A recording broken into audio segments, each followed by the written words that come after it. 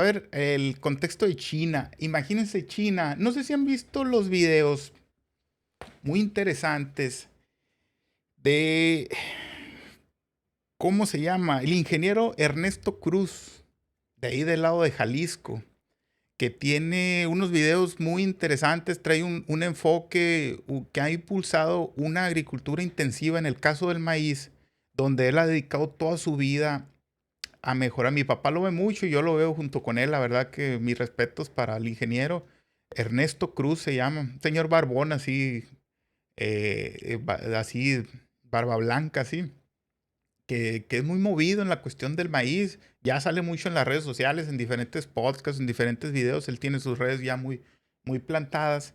Y él siempre, a mí fue el primero que me presentó el enfoque de China que tienen respecto a su agricultura. Como ustedes saben, China fue por mucho tiempo y ahorita es el segundo, fue el primer país más poblado del mundo, ahorita es el segundo, un poquito menos que India, que es su vecino, eh, pero siempre fue el primer país del mundo con 1.400 millones de habitantes, más o menos, son los que tiene China. Entonces, tenían un déficit muy fuerte en lo que respecta a su seguridad alimentaria, ¿no? Tenían un déficit muy fuerte, estaban muy atrasados tecnológicamente.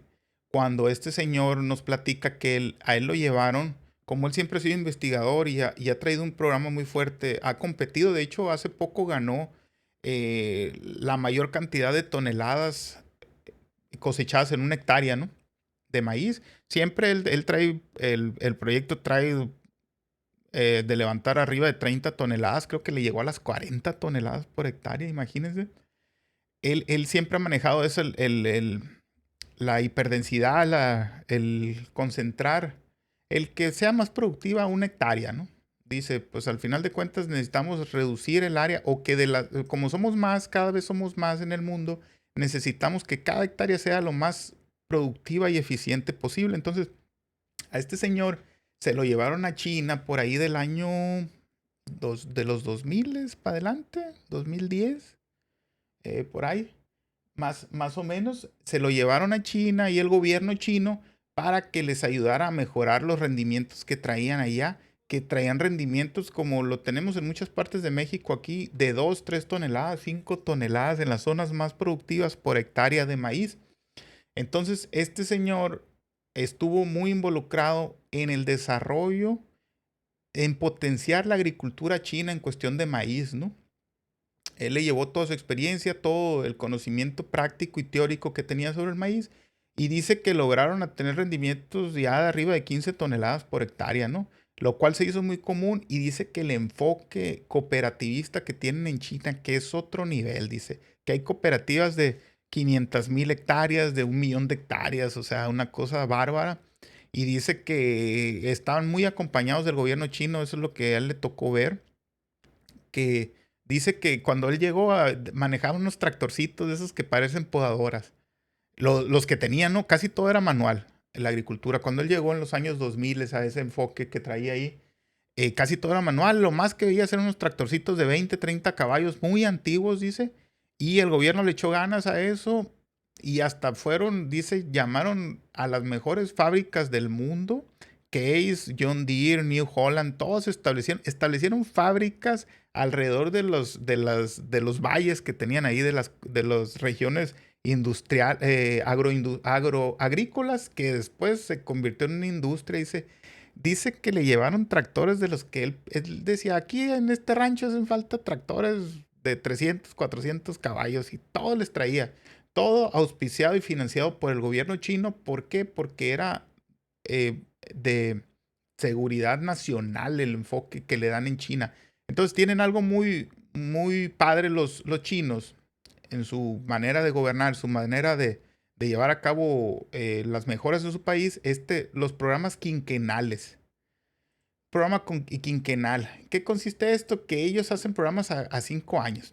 Y ellos tienen que ver resultados a 5 años. Por decirte, ahorita empezamos, en este tiempo tenemos 100 toneladas. 100 millones de toneladas producimos este año. Dentro de 5 años necesitamos producir 500 toneladas. ¿Cómo le vamos a hacer? Pues hay que tomar estas medidas, hay que invertir en esto, hay que traer esto, hay que poner todo el plan que se va a llegar, que se tiene que llevar a cabo para que después del que pase el quinquenio podamos ver los resultados que esperamos. Y ellos son muy meticulosos en su economía, en su, pues en la cuestión agrícola, en la cuestión militar, en la cuestión de crecimiento. Sí, Atider, exactamente, Arturo. Yo creo que usted también lo ha visto. Miren, en El Salvador lo estaba viendo el video, traen un proyecto muy interesante ahí con con el presidente ¿cómo se llama, hombre? Se me fue Bukele, con Bukele, ¿no? Traen un proyecto muy interesante. Lo está replicando el enfoque, la chamba que hizo en China, la está replicando en varios países, inclusive en Venezuela traía una meta de rendimiento, dicen, igual que, como que con eso empieza, porque pues al final de cuentas es negocio para él. Él dice que él les promete llegar a las 10 toneladas en el primer año, ¿no? 10 toneladas por hectárea, con las condiciones, a como ve cada país, y dice, no manches, dice, o sea, con el tipo de suelos y el tipo y la abundancia de agua que hay en esos países como Venezuela o El Salvador. O sea, está bien pelada llegar a 10 toneladas por hectárea. Lo que pasa es que hay veces que se tiene que hacer un cambio de paradigma, ¿no? Se tiene que hacer un cambio de mentalidad del cómo hacer las cosas y esos países han tenido la apertura, ¿cómo les diré? ¿Cómo se dice la palabra? Bueno, vamos a decir en la apertura, la humildad, quería decir. La humildad de decir, pues nosotros no somos los más chingones para producir. Hay que traernos a gente que tenga mejores ideas y poderlo implementar en nuestro país. Y eso es lo que hizo China. Y miren las cantidades de cereales que producen ahorita. Eso le estoy hablando de hace años, ¿no? Ahorita ya traen un plan quinquenal donde quieren adaptar las tecnologías, miren, hablan de siembra digital, así como una plataforma nacional de Big Data agrícola y las cuestiones de GPS, todo lo que es tecnología, inteligencia artificial que ahorita está tan de moda, lo están tratando de implementar, pero darle que sea, sacarle el provecho para lo que es perdón, para lo que es la agricultura, cómo tomar todas esas tecnologías que ya están a la mano y poderlas implementar en la cuestión agrícola. O sea, vean dónde estaban, de andar, de tener una agricultura muy rural, muy artesanal. Te estoy hablando del 2000, creo que era el 2008 cuando habla este señor que así andaban. A principios de los 2000, ahorita en 2024 ya tienen la mayor tecnología, ya están pensando hasta meter inteligencia artificial a su agricultura, ¿no? ¿Por qué? Porque ellos, dice, la producción de China de cereales superará este año la cifra récord de 700 millones de toneladas métricas. Imagínense, 700 millones. Es lo que producen de granos básicos allá en China. De pasar de una agricultura súper primitiva en 20 años, en 15 años, a pasar a tenerlo mejor de tecnología. O sea, es una cosa impresionante y como les digo, ellos son muy rigurosos con cumplir con esos planes quinquenales que hacen. Entonces, si ellos ya dijeron, lo van a hacer y si no lo hacen, al responsable de eso, vas para afuera, mijito. Te sales de la jugada o hasta, o sea, ahí piden resultados ahí en China. Está muy interesante. Al ser un país, podamos decir, autoritario, ellos no se andan con medias tintas. Aquí tienes que dar resultados, papá. Que dar resultados. Entonces, está muy interesante porque, miren, no obstante, afirmó que no pueden relajar los esfuerzos para garantizar un suministro estable, ya que el país sigue dependiendo en gran medida de las importaciones para alimentar una población de 1.400 millones de habitantes. Dice, China importa más de 100 millones de toneladas métricas de soya y cereales al año, sobre todo Estados Unidos, que al final son rivales geoestratégicos de Estados Unidos. Brasil sí es socio de ellos, pero ellos tratan de reducir al máximo su dependencia del exterior en cuestiones de alimentación, ¿no? Y lo están logrando y han crecido enormemente. ¿Por qué? Porque vieron que era un punto clave de su política, ¿no? Entonces, y ahora quieren implementar toda la cuestión digital.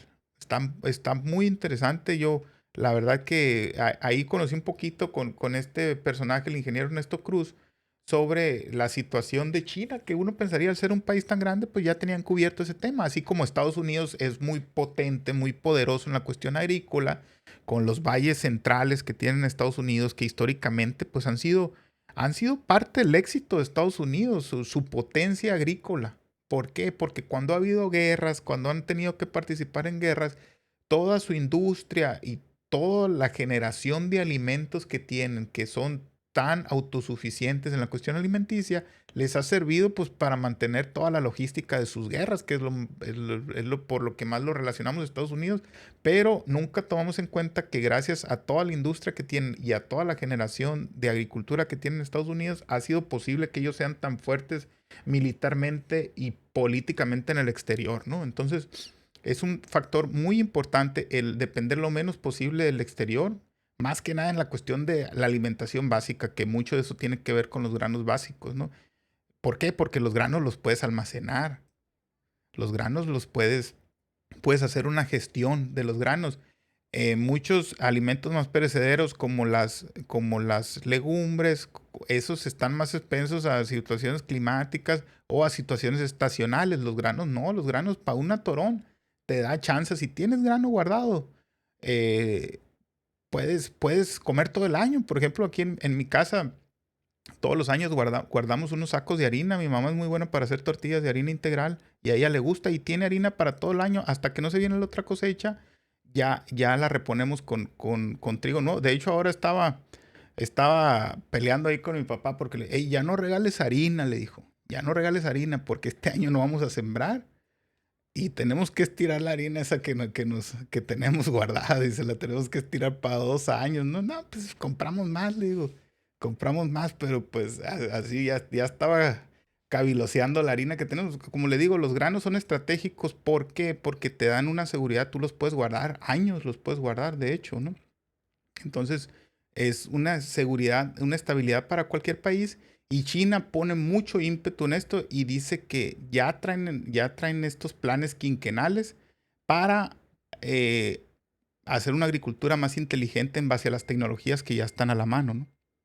Entonces está muy interesante el concepto chino y les recomiendo los videos del ingeniero Ernesto Cruz.